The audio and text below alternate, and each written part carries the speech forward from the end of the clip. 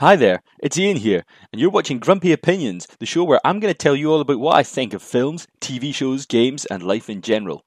Let's get on with the show. Star Trek Discovery is a CBS show about the USS Discovery and their valiant and diverse crew, very slowly trying to find Mr. Spock, who went a bit nuts apparently. Episode 5, Saint of Imperfection, finds the crew still chasing the shuttle from last time, but when they find it, it tries to shock them and escape. But then when they finally beat it, it turns out there wasn't Spock on board. It was Captain Emperor Person Giorgio. And Captain Pike's a wee bit confused, because, but it turns out that she flashes her badge of evil, like space CIA at him, and then he calls her captain, and it turns out he's an old pal, and they kind of reach an understanding. And meanwhile, Tilly's been vanished inside the Mycelium Network of mushroomy goodness, and then she's away talking to May again. And when she's there, she gets told that, they brought her there to catch a monster and kill it, even though the place seems to kind of like Muncher.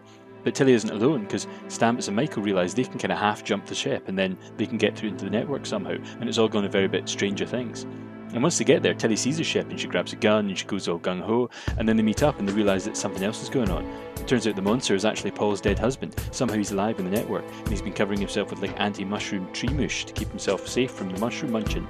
And of course the mushrooms are also munching the ship, and things are getting bad. And then the Section 31 ship turns up and it helps them, because turns out it was hiding all nearby and pretend to be an asteroid.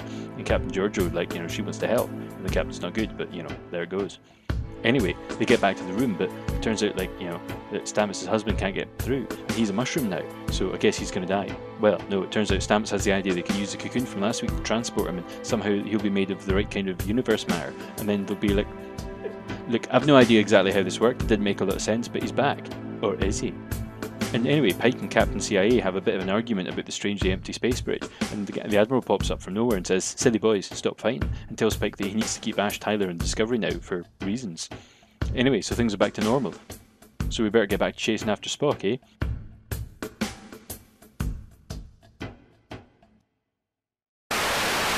So what did I think?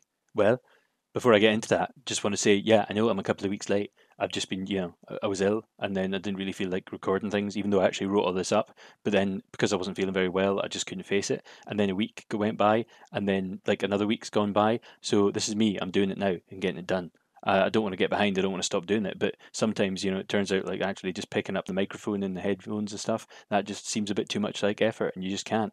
I'm not making any excuses, but there we go. But hopefully this is me back. And once I've got this done, I'll watch the next episode tonight and then get that done hopefully tomorrow. And then we can get onto the new episode, and then I'll be bang up to date. So hopefully this won't happen again. So anyway, we finally got this week. We got a wee bit of clarification about what Nala does. It turns out she's security officer, which I'm a bit confused about, since I'm sure she was called an engineer when she was on board last time. And we got Tilly back, and we also got back the dead doctor guy. So yeah, there you go. That was good, I suppose. I mean, look, I'm going to be honest. I mean, I wasn't well when I wrote this, and I probably wasn't feeling very charitable at the moment. But frankly, even thinking back on it, I don't think this was a good episode. I felt like it was a needless side story in the chase after Spock, and most of it was about Tilly and people worrying about Tilly, and I don't care about Tilly at all because I can't stand the character. And there was so much iffy stuff this week, which was interesting because, I read that this is apparently the last of the episodes that was written under the original writing team before, they changed the showrunners. A couple of them got fired and Alex Kurtzman became the showrunner. And actually, they've just announced a few days ago that the next season it's going to be Alex Kurtzman, and one of the other writers is going to be taken over as new showrunners. So maybe that can only be a good thing. I mean, I don't know. I haven't seen the next two episodes and seen how it's sort of the new tenantship actually seems to be going. But anyway, there might have also been some rewrites, and apparently there was some reshoots of an episode previously, and maybe actually this one as well. But who knows? I don't really know enough about it. But here's the thing. This week, it was kind of garbage. There was way too much Tilly and May stuff, and that's a pairing that I really can't stand. They're awful characters, and I really don't like the acting. I mean, some of the kids' TV style sort of dialogue that they've been saying was just awful. I mean, more than that, Tilly's an idiot. I mean, she's hunting a monster. I mean, what has the network ever done to make her think that it's trustworthy? And what was that weird line at the end about her saying that... I know you as deeply as I know myself. I was going to say that. I was just worried it would sound weird. I mean, this is May. I mean, what are you talking about? May doesn't even know what crying is. And she doesn't know what a pinky swear is. She doesn't know anything. I felt like the weird and a wrong and strange kind of line to come out. And it's just odd and weird. Because, I mean, May is just a strange basket of weird emotions. And Tilly doesn't like her. Tilly's scared of her. So how is Tilly suddenly being nice to her? I mean, it's just, that writing stunk. And anyway, I mean, it's a good thing that Tilly's out the command training program, since she's clearly unstable. And then when it comes to the monster thing, now, right, here's the thing. Was it really Hugh? Was it a copy of Hugh?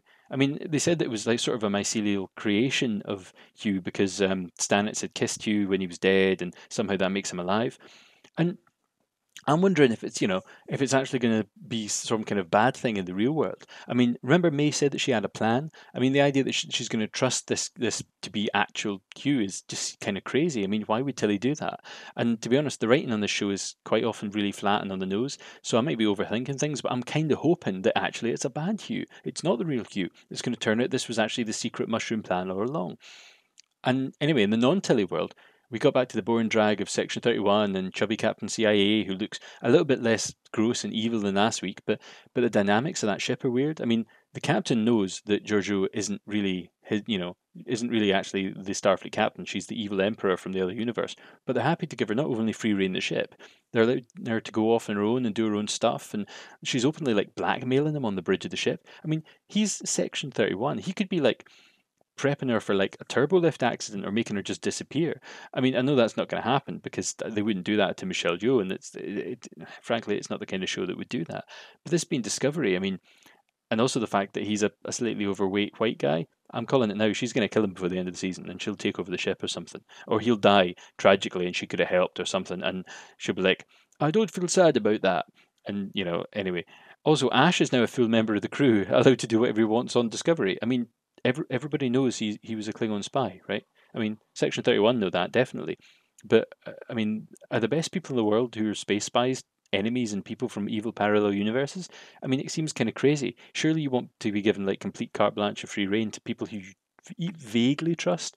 I mean, the whole thing about, the CIA and secret services and MI6 and all that is they tend to be patriots. They don't tend to be, like, people you poached from the other side.